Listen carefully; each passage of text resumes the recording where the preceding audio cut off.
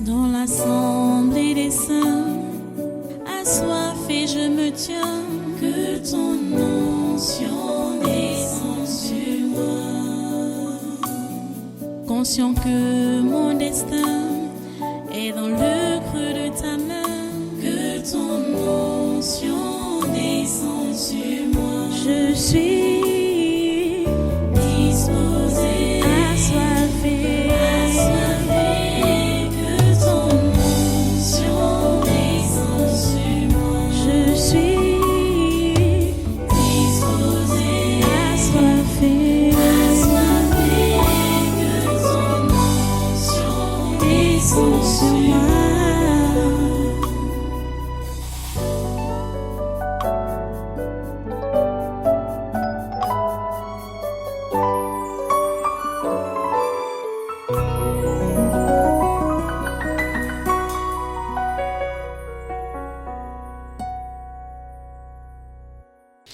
Alléluia.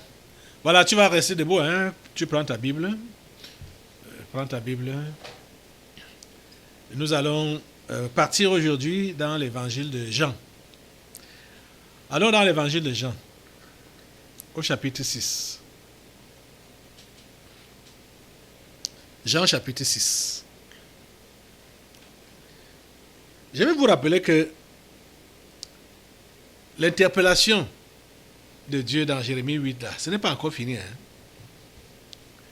Ce n'est pas encore fini. On est en train de contourner là, mais c'est toujours, on vise, ça vise la même chose pour que tu puisses te relever. Puisque beaucoup parmi vous là, vous êtes tombés, vous ne voulez pas vous relever et vous êtes préoccupés par d'autres choses. Vous êtes préoccupés par d'autres choses, pas par l'essentiel. C'est la raison pour laquelle j'essaie de, au mieux, le Saint-Esprit essaie de fouiller pour voir où est-ce que vous êtes, qu'est-ce qui vous préoccupe maintenant, vous êtes plongé dans quoi maintenant, pour laisser l'essentiel et vous oubliez dans votre chute. Relevez-vous. Relevez-vous. Il y a une petite fille qui m'a adressé une correspondance. J'étais vraiment touché par sa lettre et j'ai prié Dieu pour qu'il puisse restaurer cet enfant complètement. Donc plusieurs sont comme ça, surtout les jeunes. Les jeunes. Ils sont tombés. Et ils disent que bon, mouiller, c'est mouiller. Mouiller n'est pas mouiller. Quand tu t'es mouillé, tu restes donc dans l'eau. Tu gardes l'eau au corps. Hein?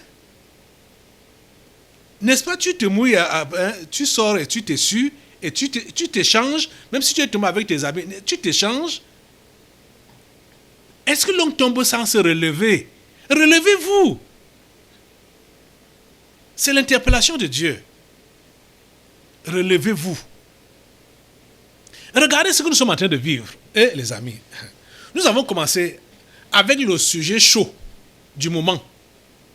La traque qui est derrière le pasteur Caleb Ngouatagana. Donc, comment on veut disloquer le tabernacle de la liberté, empêcher l'œuvre de Dieu d'évoluer. Regardez.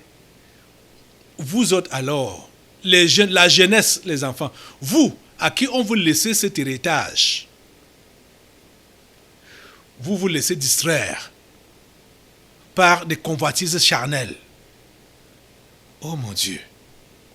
Je me suis converti étant jeune comme vous. Hein? Et Dieu m'a donné la grâce de m'engager et de garder mon engagement jusqu'à présent. Cela ne m'est jamais venu à l'idée de m'arrêter, de regarder derrière ou de me compromettre. Cela n'a jamais passé ma tête. Du moins, cela n'a jamais traversé ma tête. Jamais. Il faut aller de l'avant et accomplir le plan de Dieu. dans ma vie. Il faut accomplir ses plans dans ma vie. Il faut aller de l'avant.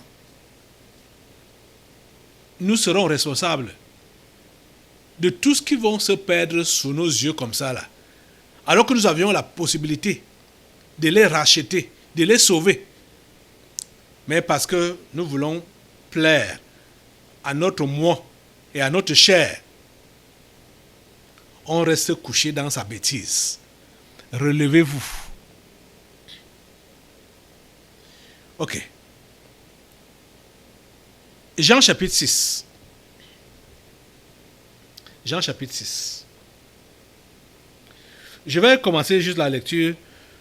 Quand vous allez rentrer, vous pouvez lire à partir du verset 1er. Mais moi, je vais lire à partir du verset 22 ici. Je vais juste vous rappeler ce qui est dit au début, pendant que je vais vous expliquer. Jean chapitre 6 à partir du verset 22. Nous dit donc que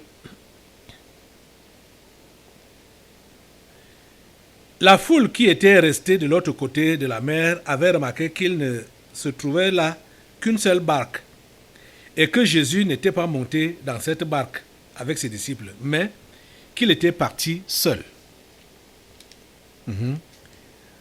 Le lendemain, comme d'autres barques étaient arrivées à Tibériade, près du lieu où ils avaient mangé le pain, après que le Seigneur eut rendu grâce, les gens de la foule, ayant vu que ni Jésus ni les disciples n'étaient là, montèrent eux-mêmes dans ces barques et allèrent à Capernaum à la recherche de Jésus. Et l'ayant trouvé au-delà de la mer, ils lui dirent, « Rabbi, quand es-tu venu ici ?» Jésus leur répondit, « En vérité, je vous le dis, vous me cherchez non parce que vous avez vu des miracles, mais parce que vous avez mangé des pains et que vous avez été rassasiés. » Verset 27.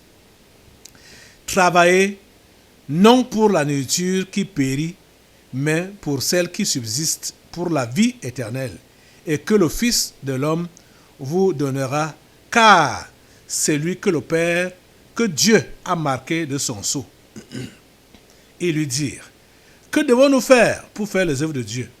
Jésus leur répondit, « L'œuvre de Dieu, c'est que vous croyez en celui qu'il a envoyé. » « Quel miracle fais-tu?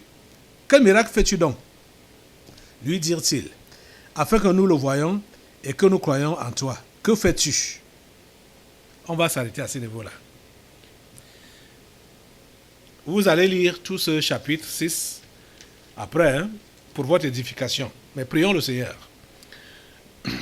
Dieu Tout-Puissant, nous te remercions pour ta parole que tu nous donnes ce matin encore. Nous te prions, Père Saint, de l'utiliser pour nous instruire et nous amener à faire ta volonté, ta parfaite volonté, dans nos vies, autour de nous, sur cette terre. Oh Dieu, s'il te plaît, ouvre les cœurs et insère ta parole. Ouvre les cœurs et insère ta parole et permets qu'elle puisse produire des fruits et des fruits qui demeurent. Que ta volonté parfaite s'accomplisse dans nos vies ce matin.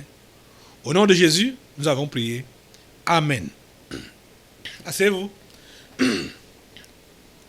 Soyez tous les bienvenus au Conquête de Surnaturel ce matin, ici au Tabernacle de la Liberté. Et tous ceux qui nous regardent dans le monde entier, soient également les bienvenus à ce programme. Nous bénissons Dieu parce que sa parole est authentique, sa parole est claire et authentique, et sa parole va accomplir le but pour lequel il l'envoie. Depuis 2 séances déjà, je vous pose la question de savoir ce qui vous préoccupe. Qu'est-ce qui te préoccupe? Qu'est-ce qui te préoccupe?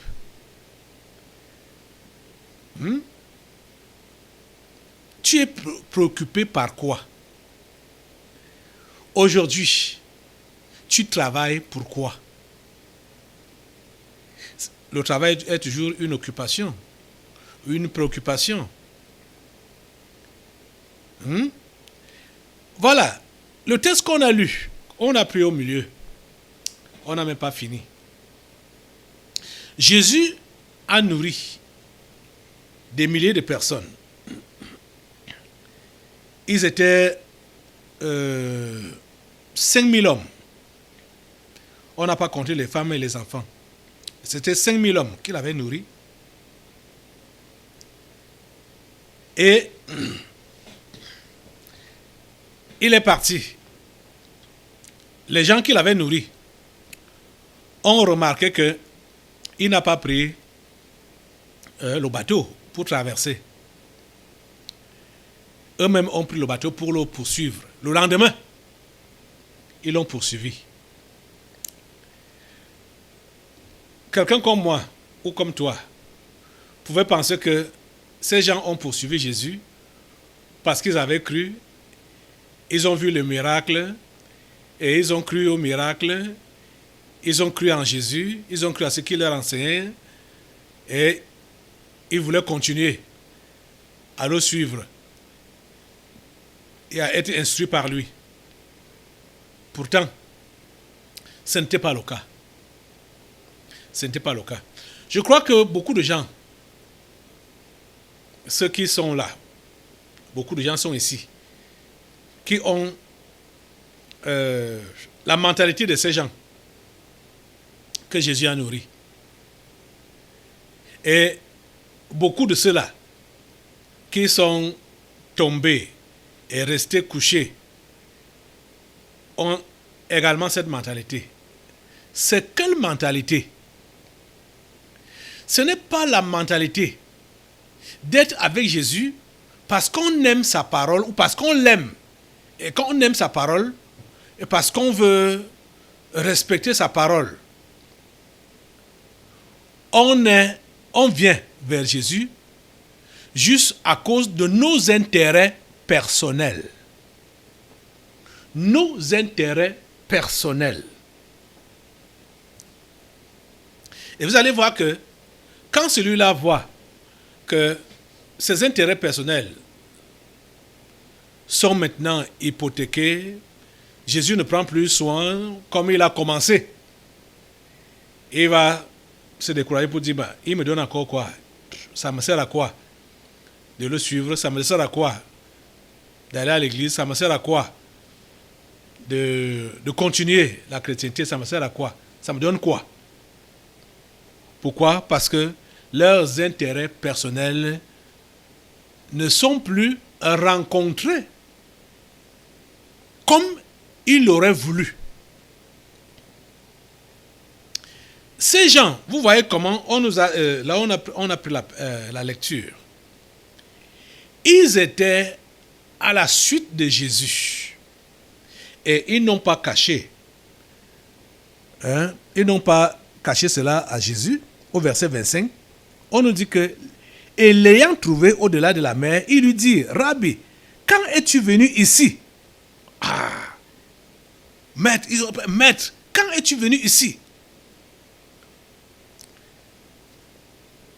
Si c'était quelqu'un qui ne connaissait pas les cœurs des hommes, il allait dire, oh mes enfants, bon, vous m'avez beaucoup cherché, bon ça va, je suis là, je suis à votre disposition.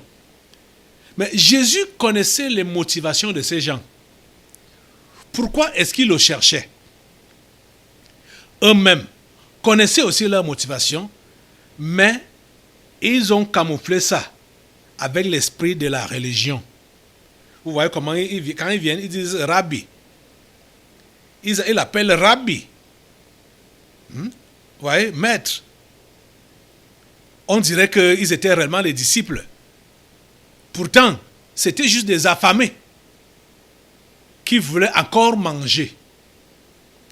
Ce n'était pas parce qu'ils étaient intéressés aux œuvres merveilleuses que Jésus opérait, mais c'est parce qu'ils avaient faim. Ils ont mangé la veille et ils voulaient encore manger. C'est pour cela qu'ils sont venus. C'est pour cela qu'ils étaient derrière Jésus. Jésus connaissait leur motivation. Il ne s'est pas laissé tromper par leur engouement à le chercher. Et Jésus leur a dit ça cache. Verset 26, Jésus leur répondit, en vérité, je vous le dis, vous me cherchez non parce que vous avez vu des miracles, mais parce que vous avez mangé des pains et que vous avez été rassasiés.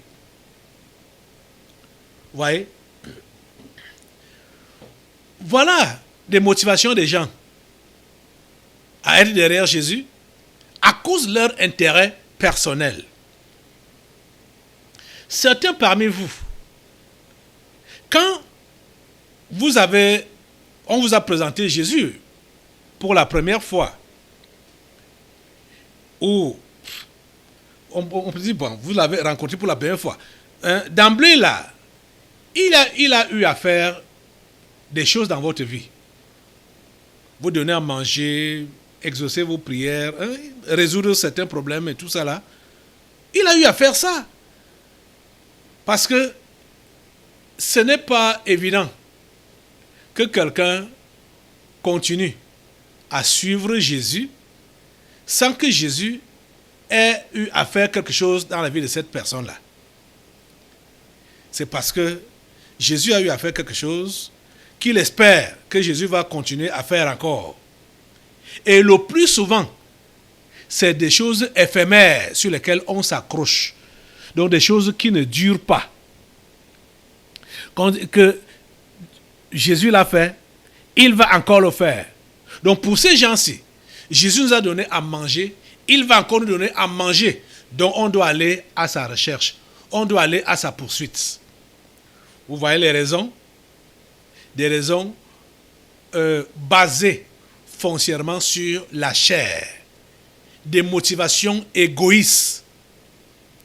Et vous allez donc voir que quand ces motivations, ils ne sont pas consolés ou, je veux dire, leurs motivations égoïstes ne sont pas rencontrées, ils vont changer d'attitude, ils vont changer d'avis, ils vont changer de croyance. Parce que dès le départ, ces gens, ils ont vu que la veille, Jésus les a nourris jusqu'à ce que chacun a mangé et s'est rassasié. La nourriture est même restée. Le pain et les poissons, c'est resté en abondance. Le lendemain, ils sont encore à sa poursuite. Pas parce qu'ils ont mangé le miracle. Non. Ils ont cru que c'était un hasard. Pour eux, c'était un hasard. Oui, c'était un hasard. Parce que vous allez voir la question qu'il pose à Jésus, ou la condition qu'il pose à Jésus pour croire en lui. Il faut que Jésus-Christ leur fasse le miracle. Or, la veille, ils ont mangé le miracle. Ils ont oublié ça. Ils ont oublié qu'ils ont mangé le miracle. Ils veulent un nouveau miracle. Voilà l'attitude de ceux-là qui ont la foi des intérêts égoïstes. Leurs intérêts égoïstes, c'est ça qu'ils veulent que ce soit rencontré. Donc, je sais que plusieurs parmi vous là, ce qui vous a motivé de suivre Jésus ou d'aller après lui, de venir ici là, de continuer à venir ici là, c'est parce que au départ, Jésus a eu à vous satisfaire dans un point ou dans un autre, dans un domaine ou dans un autre. C'est pour cela que vous avez dit, ok, je peux aller après lui, il va toujours intervenir pour combler mes besoins dans tel ou tel domaine. Vous savez qu'il y a des gens qui reçoivent les miracles de Dieu, les miracles de Jésus, sans croire en Jésus, sans le connaître. Il arrive comme ça. Dans la Bible même, on a vu comme ça. Je vais vous prendre l'exemple juste de celui, l'aveugle né de Jean au chapitre 9, donc le même évangile de Jean ici, chapitre 9. Celui-là a reçu le miracle de Jésus, mais il ne connaissait pas Jésus. Il ne le connaissait pas. Bon, il ne l'a pas connu parce que comme il était aveugle et que Jésus a mis la boue sur ses yeux et lui a demandé d'aller se laver le visage, il allait se laver le visage et il a commencé à voir là-bas. Donc il n'a pas eu l'occasion de voir ou de connaître même la personne qui l'avait guéri.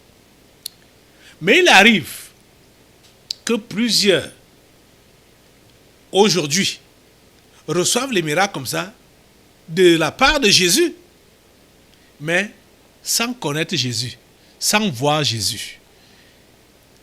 Ils prennent ça comme un hasard.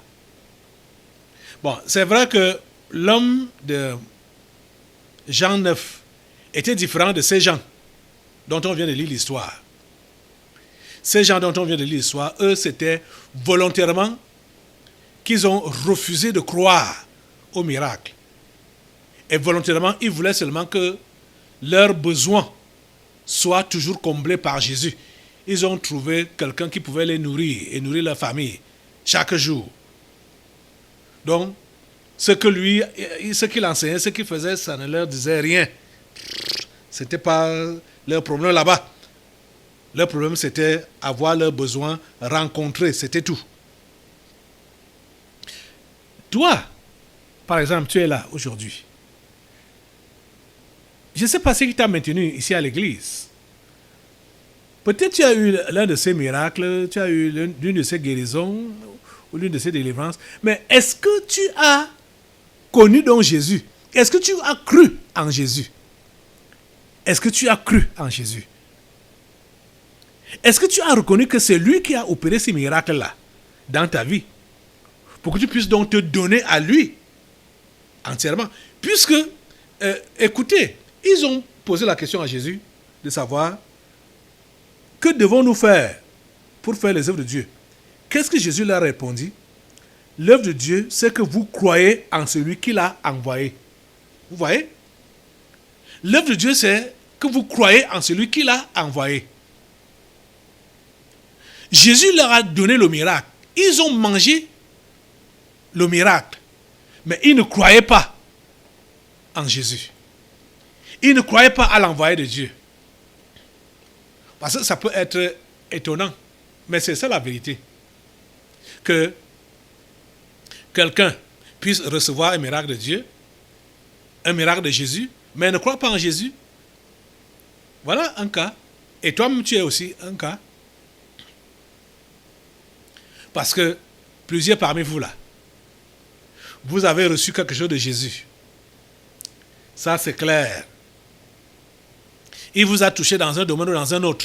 Ça, c'est clair. Mais, ce que je sais, plusieurs parmi vous, vous ne croyez pas en lui. Vous ne croyez pas en lui. Parce que si vous croyez en lui, à cause de ce qu'il a eu à faire dans votre vie, dans le passé, vous n'alliez pas négliger ces choses comme vous faites maintenant. Vous n'alliez pas le faire. Je vous dis la pure vérité. Parce que maintenant, là, si vous continuez à venir, à dire que vous priez là, c'est parce que vous attendez d'autres miracles. Vous attendez d'autres satisfactions au niveau de votre chair. C'est ça qui vous maintient encore là. Mais ce n'est pas la foi en lui. Ce n'est pas la foi en Jésus là. Oh mon Dieu, puisses-tu donner la foi à ces gens? Puissent-ils te croire? Est-ce que tu vas comprendre que tant que tu es focalisé sur tes intérêts égoïstes, tu ne pourras pas avoir la vraie foi en Dieu, en Jésus? Parce que là, tu ne travailles pas pour la vie éternelle. Tu travailles pour la nourriture qui périt. Tu travailles pour les choses éphémères, des choses passagères. Tu es préoccupé par le présent, le ici et le maintenant. Les amis, vous allez comprendre ça quand? Que vous ne devez pas vous concentrer sur le ici et maintenant. Vous ne devez pas vous concentrer sur des choses éphémères, le bien-être sur terre. Hein? La guérison du corps, la délivrance, hein? Décrocher les marchés, se marier, avoir des enfants, avoir un bon travail. Ça, c'est éphémère. Ça, là, ça passe, c'est passager. Vous comprenez? Donc, plusieurs sont là parce qu'ils sont en attente que Jésus puisse combler encore leurs besoins. C'est pour cela qu'ils sont là. Ils ne croient pas en lui, mais ils veulent que Jésus comble leurs besoins. Il a comblé le premier besoin, il faut maintenant qu'il comble le second. S'il a comblé le second, il faut maintenant qu'il comble le troisième besoin. Donc, plusieurs sont là juste pour que leurs besoins présents soient comblés au jour le jour. Ce n'est pas ça la foi chrétienne. Ce n'est pas ça que Dieu attend de vous. Ce n'est pas ça que Jésus attend de vous. Vous comprenez? C'est la raison pour laquelle, quand ceux-là vont même tomber dans le péché, ils vont rester couchés là-dessus. Hein? Ils savent que Dieu est miséricordieux, il leur a donné le miracle dans le passé, bon, il va encore leur donner. Donc ils attendent le moment opportun pour encore manger le pain et les poissons. Ils attendent. Ils sont là en train d'attendre dans leur péché. Donc ils ne sont pas préoccupés par l'œuvre de Dieu. Ils ne sont pas préoccupés par cela. Ils ne sont pas préoccupés par la vie éternelle. Ils sont seulement préoccupés par les choses matérielles et des choses passagères. Que Dieu vous aide. Que Dieu vous aide. Verset 26, la Bible nous dit, Jésus leur répondit, en vérité, je vous le dis, vous me cherchez, non parce que vous avez vu des miracles, mais parce que vous avez mangé des pains et que vous avez été rassasiés. Écoutez le conseil, et c'est le conseil que je vous donne aujourd'hui. Je ne serai pas vraiment long aujourd'hui. Écoutez le conseil. Verset 27. Travaillez non pour la nourriture qui périt, mais pour celle qui subsiste pour la vie éternelle. Écoutez encore. Travaillez non pour la nourriture qui périt, mais pour celle qui subsiste pour la vie éternelle. Et que le Fils de l'homme vous donnera, car c'est lui que le Père, que Dieu a marqué de son sceau. Vous travaillez pour quoi? Vous autres, vous travaillez pour quoi? La plupart parmi vous là, vous travaillez pour la nourriture qui périt. Vous travaillez pour la nourriture. C'est pourquoi certains, dès qu'il a eu à prier pour un certain besoin, quand le besoin là n'est pas comblé, il n'y a plus de foi, hein? Il n'y a plus de persévérance. Hein? Dieu n'est plus bon, hein? Jésus n'est plus bon. Parce que vous allez voir, si vous remarquez souvent quand les gens vont danser pendant peut-être dimanche prochain ou bien jeudi, vous allez remarquer pendant les louanges là, hein, quand tu vois quelqu'un danser là, beaucoup là, vous devez comprendre que celui-là a été visité. Hein, c'est pourquoi donc, il y a donc la joie là, la joie. Hein. Les amis, vous ne comprenez rien. Vous ne comprenez rien. Travaillez non pour la nourriture qui périt, mais pour celle-là qui subsiste, pour la vie éternelle. Ne soyez pas focalisés rien que sur les choses matérielles, les choses physiques. Ce sont des choses passagères. Travaillez non pour la nourriture qui périt, mais pour celle qui subsiste pour la vie éternelle. La nourriture qui subsiste pour la vie éternelle, c'est pour elle que vous devez travailler. Vous comprenez ça? Mais ce qu'on constate, c'est que la plupart travaillent pour la nourriture qui ne subsiste pas, la nourriture qui périt.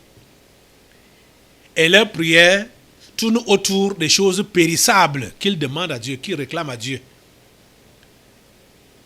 Et quand Dieu donne même ces choses-là, ils ne croient pas que c'est Dieu qui a donné ça. Ils ne croient pas que c'est un miracle. Pour eux, c'est comme un hasard, une chance. Hein, comme le langage du monde. C'est comme une chance. Ils ne savent pas que c'est une grâce. Ils ne savent pas que ça, c'est le don de Dieu. La vie que nous avons, la vie que tu as, c'est une grâce. Je dis, te mettre debout comme tu es là. Tu as quitté le chez toi pour venir ici ce matin. C'est une grâce. Vous savez, l'autre jour, quand notre frère était allé à l'hôpital, je parle de Douane, pour le mettre sous oxygène, pour qu'il puisse respirer, que les machines l'aident à respirer normalement, il fallait payer. Il fallait payer. Je crois qu'ils ont taxé soit 25 000 ou combien là. Beaucoup d'argent pour respirer. Cette air-là, tu respires ça depuis que tu es né jusqu'à présent, gratuitement. Et tu trouves ça comme une chance, comme un hasard, ou comme si de rien n'était. Pour toi, c'est normal que tu respires comme ça là, c'est normal. Anti, ces gens ne comprennent pas, Seigneur. Ils ne comprennent pas. Et ils sont là pour demander les grands miracles. Je veux le grand miracle. Seigneur, touche-moi, touche-moi. Change ma vie, change mon histoire. Hey, mon Dieu. Ingrat. Ingrat. Ils ne reconnaissent pas la main de Dieu. Ils ne reconnaissent pas le mouvement de l'Esprit de Dieu. Ils prennent toutes les grâces que Dieu leur donne comme des acquis, comme des choses normales qui devaient leur arriver. C'est comme ça que ces gens avaient pris les pains et les poissons qu'ils ont mangés la veille, un jour auparavant. Ils ont pris ça comme une chose normale. Et c'est pourquoi ils étaient derrière Jésus pour aller manger encore normalement comme ils ont mangé la veille. Vous voyez? C'est comme ça que vous vivez. C'est comme ça que vous faites. Donc, Dieu, il n'a pas de place. Hein? Jésus n'a pas de place. Il a fait quoi d'extraordinaire? Il a fait quoi d'extraordinaire? Et c'est ça que ces gens ont manifesté. Écoutez, ils disent donc à Jésus, au verset 28, que devons-nous faire pour faire les œuvres de Dieu? Jésus répond au verset 29. Jésus leur répondit, l'œuvre de Dieu, c'est que vous croyez en celui qu'il a envoyé. Quand ils ont posé la question, on pouvait penser que, voilà, ils veulent maintenant suivre le droit chemin, le bon chemin. Mais ce n'était pas le cas. Jésus leur dit que l'œuvre de Dieu, c'est que vous croyez en celui qu'il a envoyé. Et au verset 30, ils disent donc, quel miracle fais-tu? Vous voyez donc qu'ils savent, par leur réponse, ils savent que Jésus a déjà enseigné, Jésus leur a déjà dit qu'il a été envoyé par Dieu. Et ils savent que Jésus a été envoyé par Dieu. Écoutez ce qu'il lui pose comme question. Verset 30. Quel miracle fais-tu? Quel miracle fais-tu donc? Lui dirent-ils, afin que nous le voyions et que nous croyons en toi. Que fais-tu? Vous voyez? Oh my God. Ces gens n'ont-ils pas mangé le miracle hier? Ils ont mangé bien le miracle. Mais ça ne leur a rien dit. Et ce n'est pas ce miracle qui les a attirés. C'est leur ventre qui les a attirés vers Jésus. Le lendemain, c'était leur ventre. Parce qu'ils avaient encore faim. Donc ils n'ont pas cru que Jésus est celui qu'il avait dit qu'il était. Qu'il est l'envoyé de Dieu. Ils n'ont pas cru en ça. Ce qui les intéressait, c'est qu'il faut que cet homme nous donne encore à manger aujourd'hui. Cher ami, vas-tu croire en Jésus? Vas-tu croire en Jésus? Ou alors je pose la question, veux-tu croire en Jésus? Qu'est-ce qu'il n'a pas encore fait dans ta vie Ce qu'il fait dans ta vie là, ce n'est pas du hasard. Le fait de te préserver sur tes deux pieds jusqu'à présent, ce n'est pas du hasard. Les miracles même que tu as déjà eus dans ta vie, ce n'est pas du hasard. C'est parce qu'il veut que tu crois en lui, qu'il t'a fait tout ça, qu'il t'a préservé et qu'il te préserve jusqu'à présent. Vas-tu croire en lui ou veux-tu croire en lui aujourd'hui?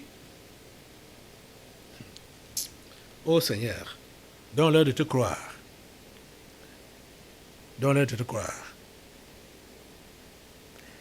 Aujourd'hui, pour montrer que tu crois en Jésus, tu dois arrêter de te préoccuper par, c'est-à-dire à pas chercher la nourriture qui périt. Vous allez à chercher, oui, à travailler pour la nourriture qui périt. Tu dois arrêter cela. Jésus a dit, travailler non pour la nourriture qui périt, mais pour celle qui subsiste pour la vie éternelle. Donc, comme si tu dois croire en Jésus maintenant, comprends vraiment que tu dois arrêter de te préoccuper pour la nourriture qui périt, à travailler pour la nourriture qui périt, mais que tu dois travailler pour la nourriture qui subsiste pour la vie éternelle. Tu dois travailler pour la nourriture qui subsiste pour la... Parce que Jésus est cette nourriture qui subsiste pour la vie éternelle. Tu comprends ça? C'est pourquoi je vous ai dit que vous allez continuer à lire le chapitre 6 pour mieux comprendre. Le temps nous manque pour que nous puissions aller dans tous ces détails. Puisque Jésus dit que je suis le pain de vie. Celui qui vient à moi n'aura jamais faim et celui qui croit en moi n'aura jamais soif. Ça, c'est au verset 35. Vous voyez? La nourriture qui subsiste pour la vie éternelle, c'est Jésus. C'est lui qu'on doit manger. C'est Jésus qu'on doit manger. Donc Jésus, la parole, au commencement était la parole était avec Dieu, et la parole était Dieu. C'est Jésus qu'on doit manger. C'est lui qui subsiste pour la vie éternelle. Vous voyez? C'est Jésus qui nous satisfait. Les amis, amassez-vous tout l'argent du monde. Amassez-vous tous les biens du monde. Amassez-vous toutes les voitures, toutes les richesses, l'or du monde. Vous ne serez jamais satisfait. Vous ne serez jamais satisfait. Mangez toutes les belles nourritures du monde. Vous ne serez jamais satisfait. Je vous dis, vous ne serez jamais satisfait. Je vous invite vraiment à relire tout le chapitre 6 pour que vous puissiez comprendre ce que j'enseigne là. Travaillez non pour la nourriture qui périt. La nourriture qui périt, c'est le bien-être momentané, charnel. Le bien-être physique. Je vous dis, ayez tout l'argent qu'il y a dans ce monde. Ayez tous les biens qu'il y a dans ce monde. Ayez toute la nourriture qu'il y a dans ce monde. Vous ne serez jamais comblés. Et Jésus nous enseigne dans ce passage, pendant cet enseignement, cet entretien avec ces gens, que ce n'est que quand il a comblé nos vies, il a rempli nos ventres, qu'on peut être satisfait. Et c'est ça qui explique qu'on a cru en lui, quand on est satisfait en lui. Quand on n'est plus dans les inquiétudes, c'est là qu'on sait qu'on a cru en Jésus. On peut être dans le dénuement, on peut être dans le besoin, on peut être malade, on peut être pauvre, on peut être démuni. Mais quand on a Jésus, on est au complet. On a tout. C'est ça la satisfaction. Mais si tu dis que tu as Jésus et tu n'es pas satisfait parce que tu es seulement derrière la nourriture qui périt, tu n'as pas encore cru. Tu n'as pas encore cru. Tu es dans les lamentations, les plaintes, oh mon Dieu, les inquiétudes. Tu n'as pas encore cru. Tu n'as pas encore cru. Quand tu crois en Jésus, Ça veut dire que tu l'as mangé, tu l'as consommé et il t'a satisfait. Tu as compris ça? Si tu n'es pas satisfait en Jésus, ça veut dire que tu n'as pas encore cru en lui. Ça veut dire que tu ne l'as pas encore mangé. Veux-tu manger Jésus ce matin?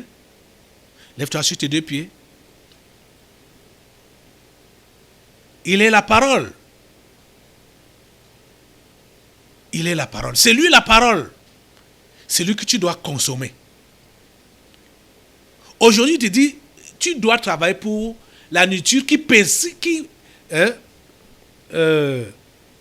la nourriture qui subsiste pour la vie éternelle.